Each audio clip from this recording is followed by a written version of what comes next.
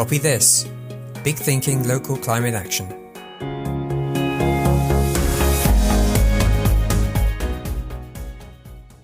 Water, water everywhere. As an island nation, the UK is often at the mercy of the power of water, whether it be from the sea or from rivers. We hear a lot about our once in 100-year weather event, but now they don't, as you would imagine, just happen once every 100 years or so. They are much more frequent. The flooding in our towns and cities is both expensive and frightening. For coastal communities, rising sea levels caused by climate change are becoming a fact of life. So how can we deal with it? I'm Amanda Carpenter. And I'm Rick Casali, and we are your hosts for Copy This, a new podcast from Carbon Copy. Rick, we shouldn't keep talking about COP26, but one of the striking features for me is the really high profile and important presence of the small island states, the indigenous communities and the countries and communities who are on the front line of climate change, particularly rising sea levels. But I'm struck by the fact that climate change is really making itself felt here rather than just at the other side of the world. I mean, our recent named storms, Dudley, Eunice, Franklin, they brought huge disruption and destruction to thousands of people, particularly through flooding. So I guess that's why today's podcast is really important, because we're talking about living with water. Absolutely. And I think that's a really nice way to introduce our two guests today. We have Lee Pitcher, who is Yorkshire Water's Head of Partnerships and the General Manager of Hull's Transformational Partnership, which is called Living with Water. And the vision is to turn Hull into an exemplar, resilient city. And we'll find out a little bit more about what that actually means.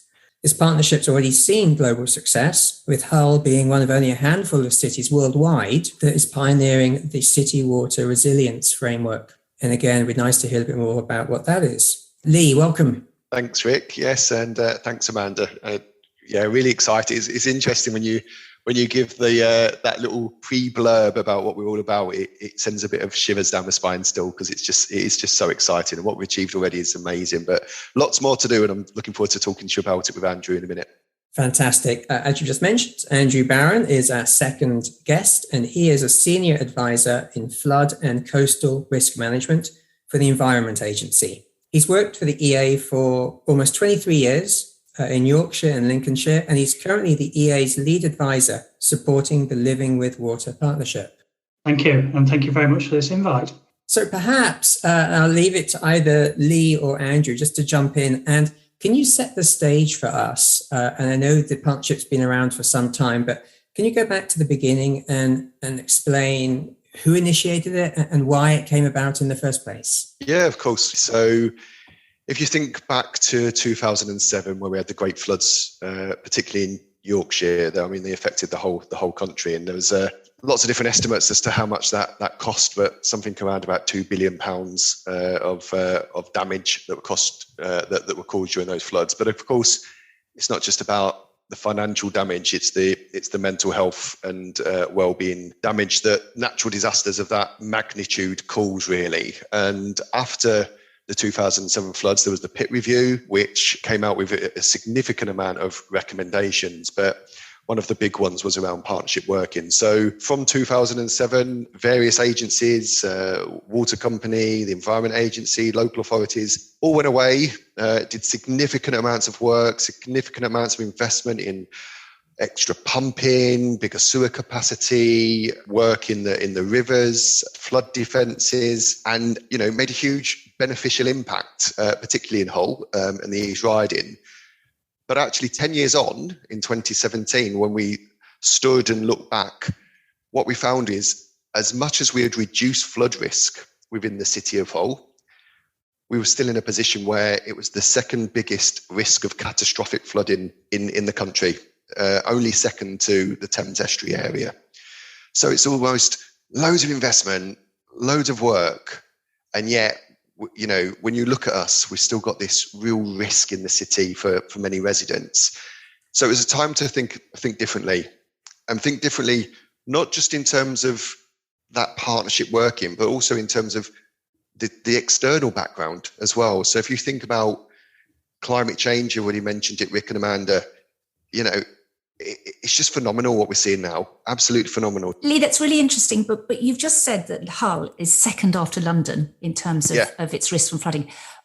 Why is that? I mean, why is Hull so vulnerable? I mean, lots of people might not know Hull terribly well. So I have been. I think it's wonderful. I love the bridge and I love the statue in the station.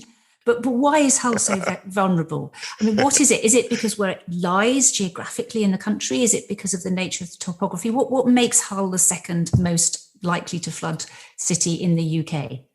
Yeah, so lots of facts and figures around this, but let me first of all visualize it for you. So Hull basically sits down in a bowl. It's almost like a bath, but without a plug.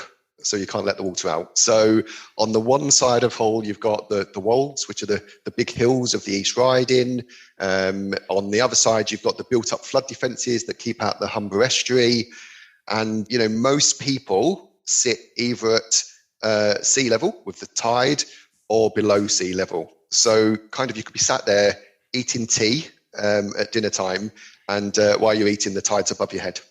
So it does sit right down. The only way that water can get out of that city pretty much is through pumping that water out. And that, of course, from a resilience point of view, isn't something that you just want to rely on all the time. So you want to be looking at different, more sustainable solutions. But Andrew, I mean, do you want to just talk about it's really different as well, isn't it? Just in terms of the various types of impacts that water can have on the city, because it's not just, I think you mentioned earlier, Amanda, seeing rivers, but it's not just seeing rivers in Hull.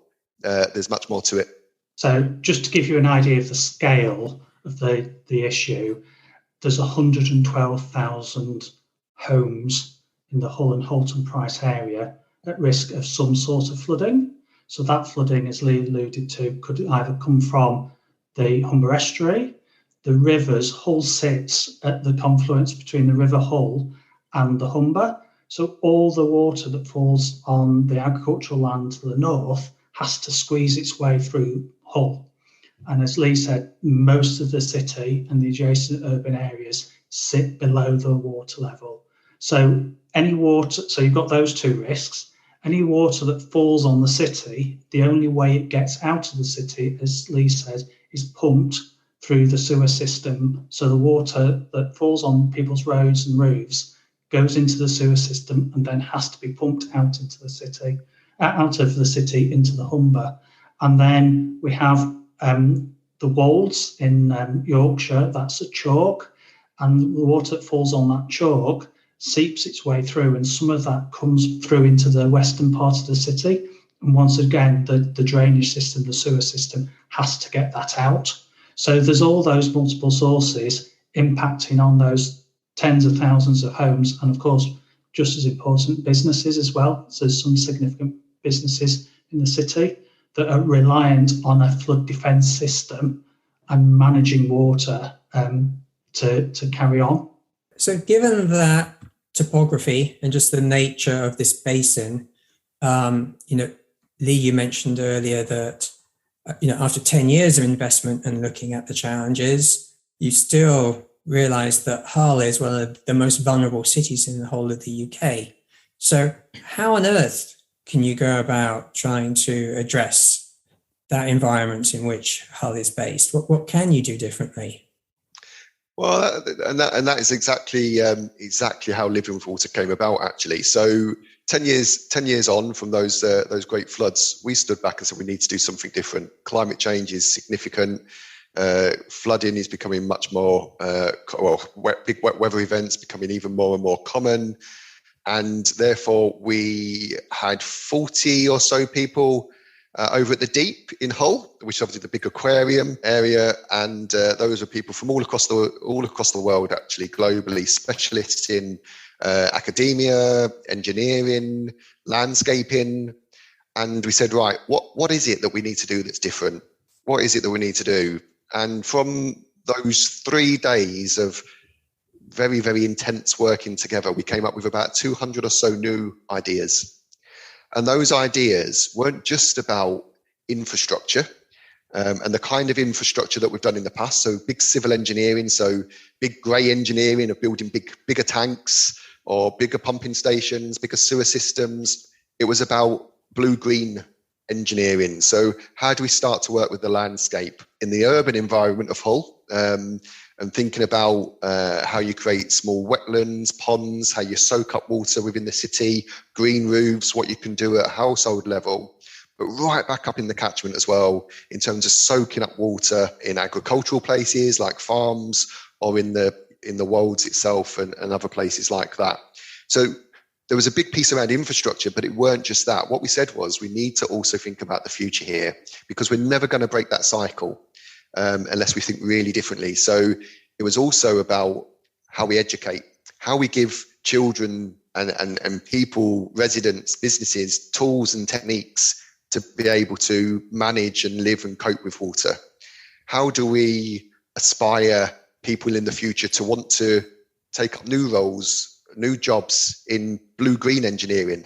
How do you create that aspiration within the city, and skills? We also had projects around policy. How do you start to work with developers to facilitate them thinking differently, having a different mindset about the new houses and homes that they build and the kind of homes that they build? So from those sort of 200 ideas, we narrowed that right down. And I guess Living with Water was about how we embrace 5 key areas. One was how we reduce flood risk in the city, how we build community resilience, how we improve place in doing that, because obviously Hull is one of those places that it's had significant amounts of investment in the public realm, but there's so much more we can do to just improve the look, the feel of the place, so it's a place you want to come live and work. And water is an amazing feature that can do that if used in the right way. So improve place. How do we also regenerate the economy for that local area by doing that work, which is where jobs and skills comes into that.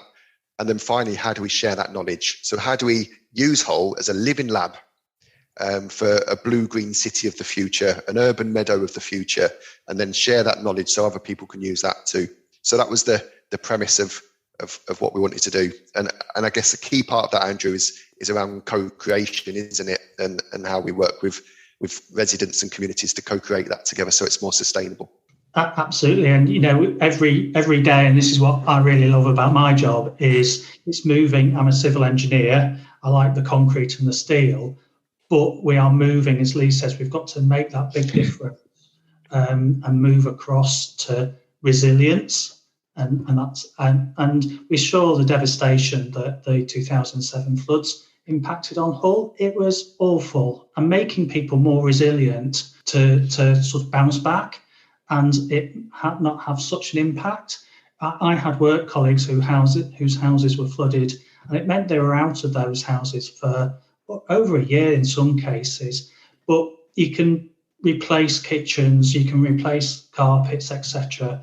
But it was things, the memories. As one of my colleagues, she lost all her wedding photos because they were in the lounge at the time and they were just completely wiped out. So and that resilience comes in terms of doing things to property, but also education. Lee and I had a fantastic day last week where we, in the council chambers at the Hull Guild Hall, we had about 50 or 60 young people in the Young People's Parliament.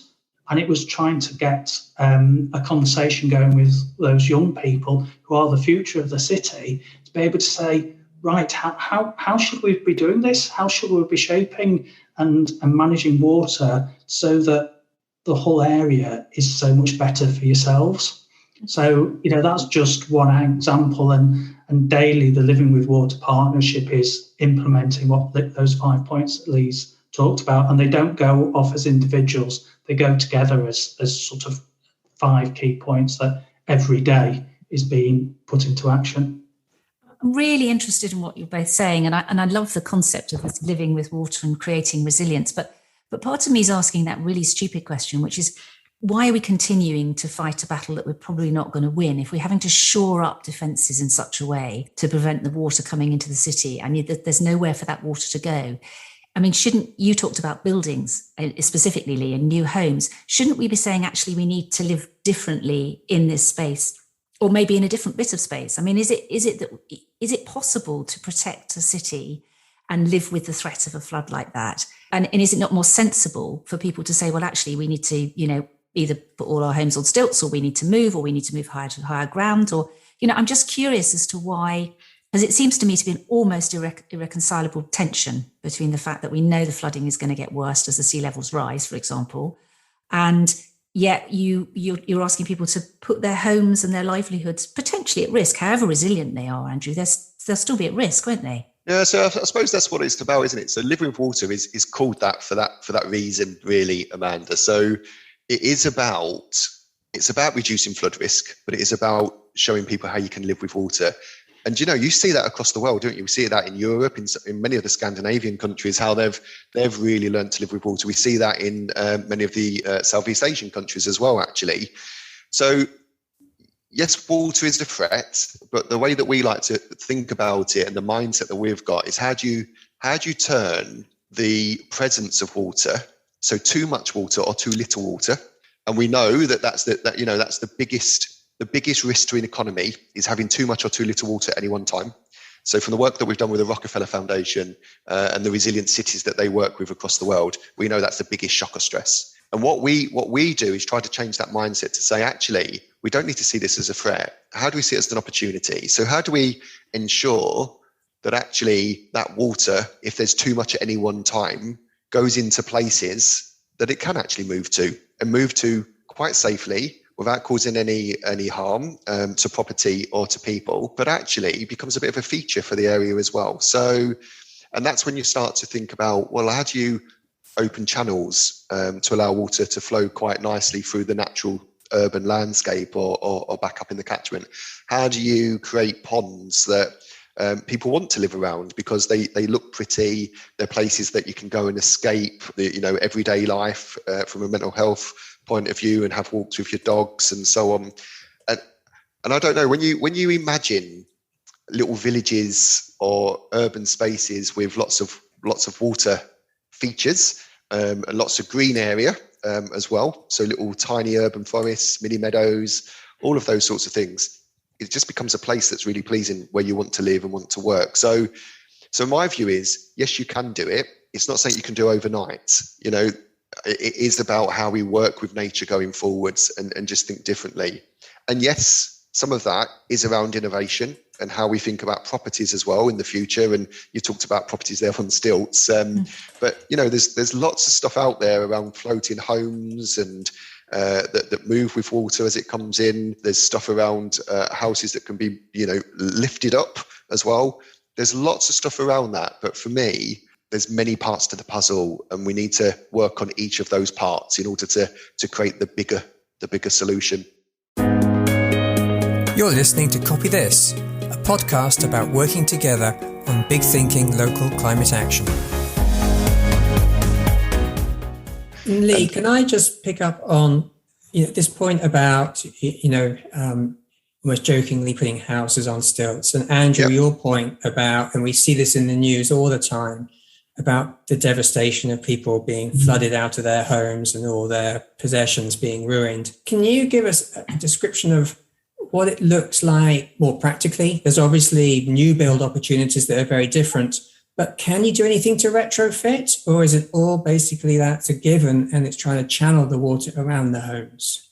So two examples. One is building new properties. And we had a great example a few years ago where there was a community impacted by flooding, and there was some older properties that were flooded in the devastation. You can see the skips with, unfortunately, their worldly possessions in those skips.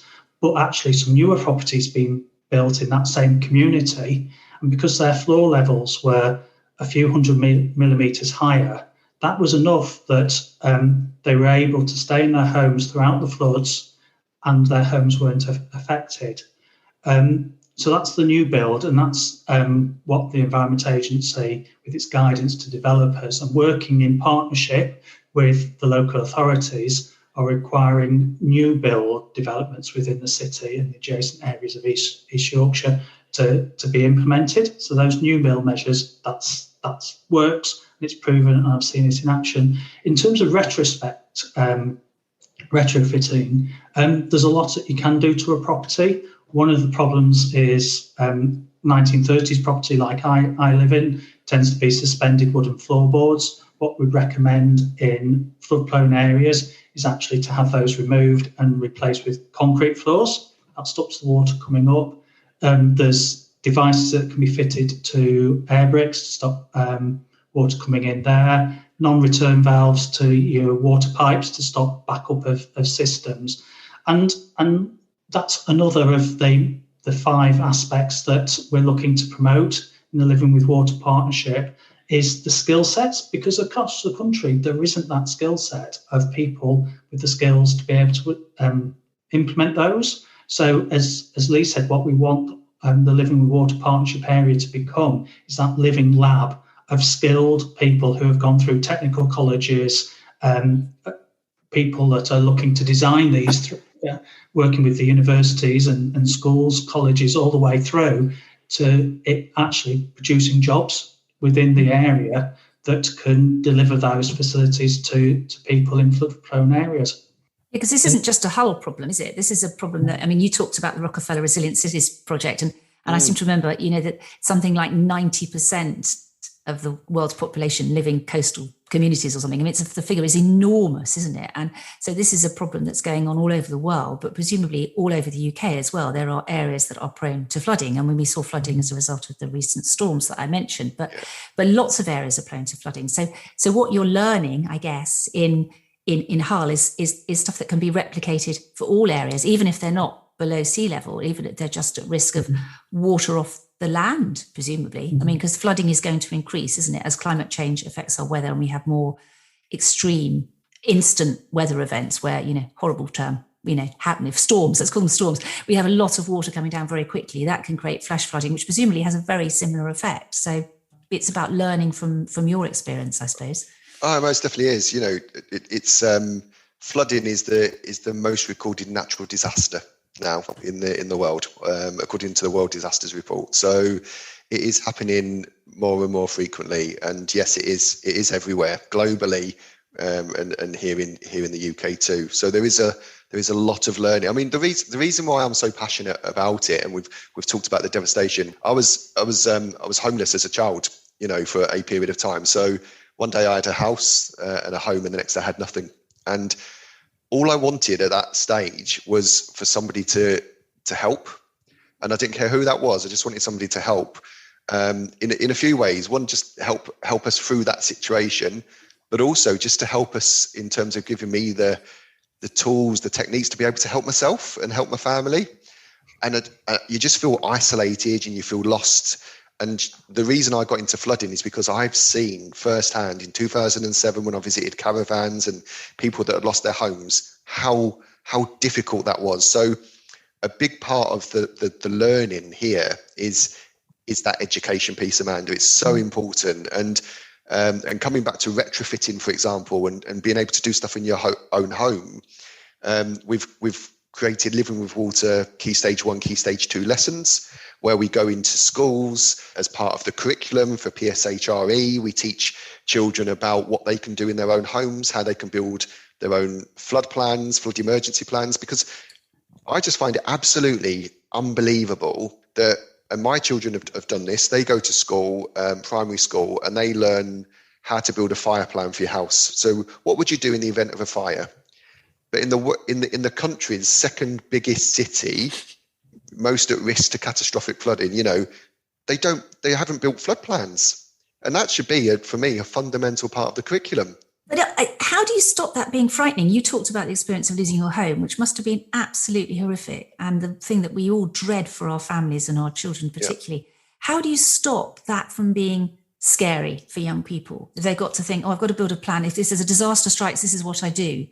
How do you make that balance between giving them the skills and equipping them, not just children, all of the citizens in your community, and frightening the living daylights out of them? So children are just different, aren't they? Because they've had a different life experience until that age that we've seen. And to be honest, what we find is when we engage with children, their passion is unbelievable. Absolutely unbelievable. Their ability to learn is unbelievable, and they want to share that learning. So actually, by teaching them something new and talking to them about their own home and what they can do, they just love coming up with new creative ideas, but also understanding how they can take them back to their parents or their guardians, their grandma or granddads, particularly if their grandma and granddads have been flooded, because they like to share how that can not happen again if you were to do things. So they learn everything that's really exciting and practical, from everything from how you can put water butts in your house and collect the water during rainfall, so they feel like they're part of the solution, right the way through to how you can build vegetable areas in the garden that will soak up the water as well during heavy rainfall, little ponds, and they absolutely love it. So you never really hear or get that fear factor from the children.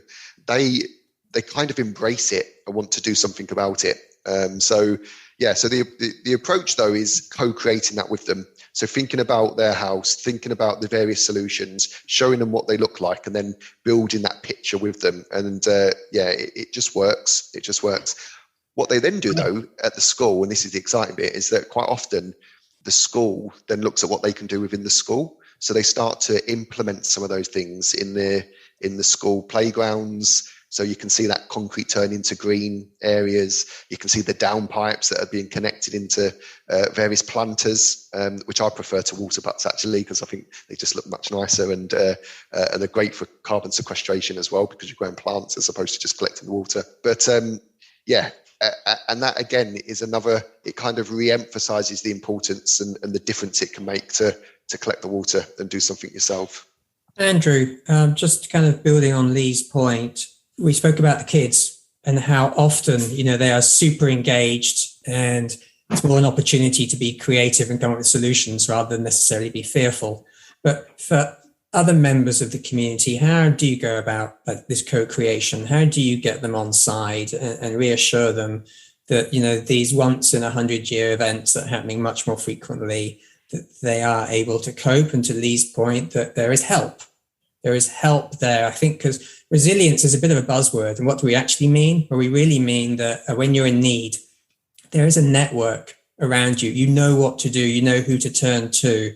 And I get the feeling that this is what the partnership is bringing to the fore. So how do you get communities to be a key part of this? It's multifunctional, and the Living with Water Partnership's done some amazing things. At the moment, we're actually sitting within communities, talking to them about the ideas that we have for their communities, but also getting that feedback from them and their ideas. Because as we said to the Youth Parliament last week, we may have some good ideas, but people out there, they have some fantastic ideas that we haven't even thought of, and go, wow, where did that come from? Why didn't we think of that? Great, thanks very much. So it is very, very two-way, linked to existing flooding and future flooding and how we might want to do things. But let's have a conversation about the art of the possible. And as Lee's talked about, it's not only flooding, it's looking at enhancing as well the communities, so it's a better place to live and work in, so that it's not just heavy engineering. Let's make the place a greener place, a more exciting place. As we've seen through COVID, I think people have really appreciated being able to have a walk for mental health and well-being, and I've just walked around the block at lunchtime. Wasn't it great just to get a bit of sunshine and smell a few flowers? And that's what we really want to do, is it just not being a plain green patch that we're using to store water. It's a vibrant patch with flowers and all sorts of natural interests there, bringing the wildlife. So we're doing it that way. But Lee, I don't know if you want to talk about some of the innovative ideas that we did sort of at the launch of the Living with Water Partnership. Yeah, no, we've done lots of things really. So I think the first thing is you need to build trust with your communities, and quite often, if you are seen as a big organisation or a big authority, you're not necessarily seen as sort of that human face. So one of the big things that we've done with Living with Water is to start to really build that trusting relationship, and we've done that in a number of ways. So the fact that we're not seen as Yorkshire Water, the Environment Agency, East Riding, Whole City Council, but we're seen as a collective Living with Water entity. That in itself has made a huge difference. We're seen as one voice, and actually is really important as well, because when we're talking about managing water, no one cares whose bit of water that is. They just don't want that in their homes. And therefore our mindset, because we're called Living with Water, is as one. and as one team. And that in itself just almost breaks down those barriers straight away. Are you unique in that, Lee? Is that happening anywhere else in the country? Because I think that, and I would say this to Andrew, recently the poor old Environment Agency, as always, gets a bit of a pasting whenever there's a flood, isn't it? Everyone goes around saying they didn't tell us and they are not doing enough. But obviously they're doing huge amounts of work behind the scenes that most people never even know about. But are you unique in having that kind of community sort of connectivity and cohesion around this? Because you're right, it's agencies and government agencies particularly that people say, oh, it's them, when it's the water board, no such thing exists anymore.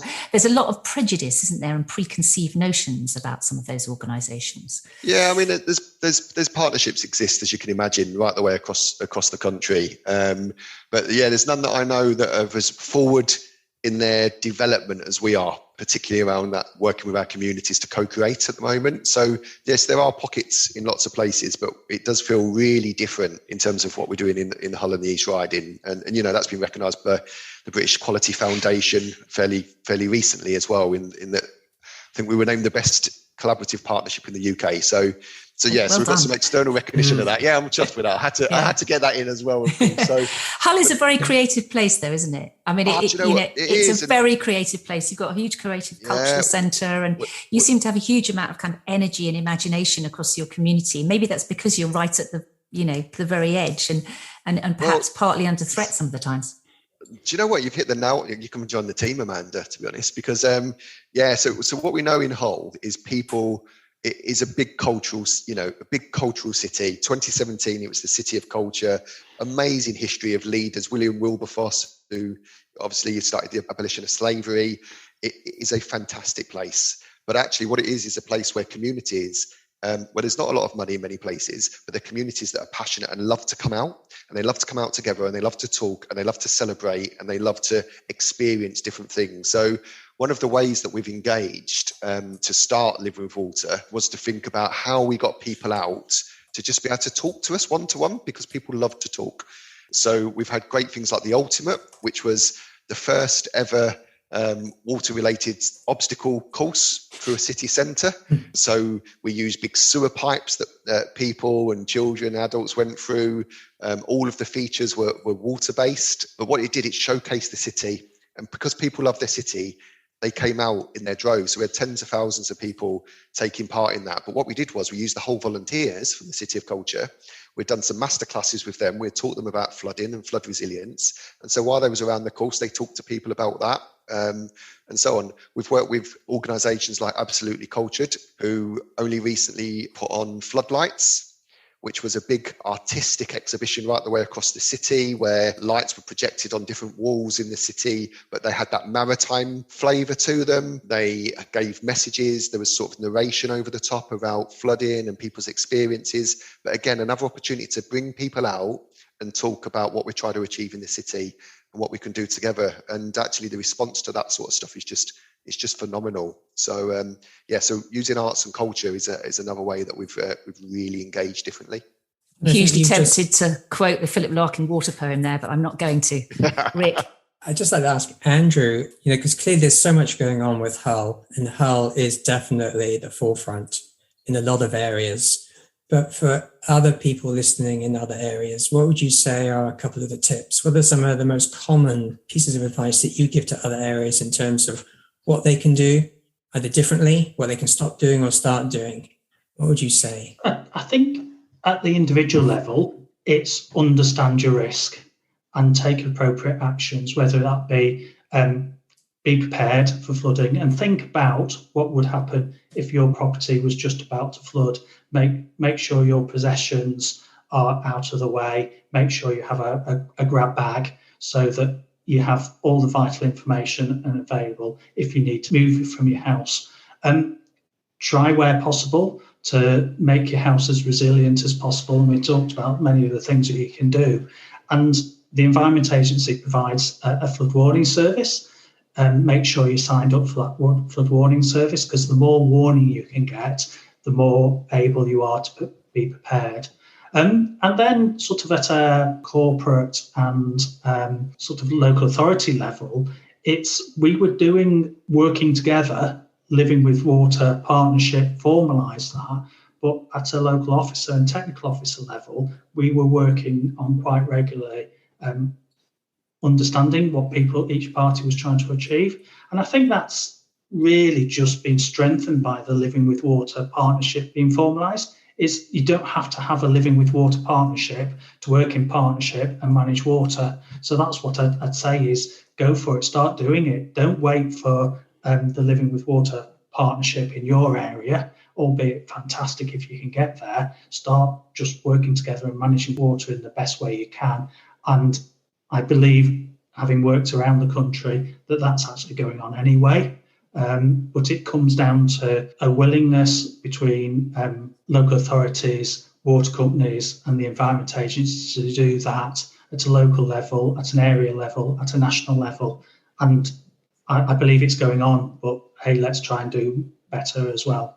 And I think for me, one of the biggest takeaways from listening to the two of you is around the opportunity of turning something which comes across as quite threatening and a challenge into an opportunity, and how it's really interesting the mix of different people you have within that partnership, and how also I hear very much that community is a co-creator as opposed to something that is done to them at the end of the process. So I think it's really fascinating. We could just go on and on, but unfortunately we're running out of time.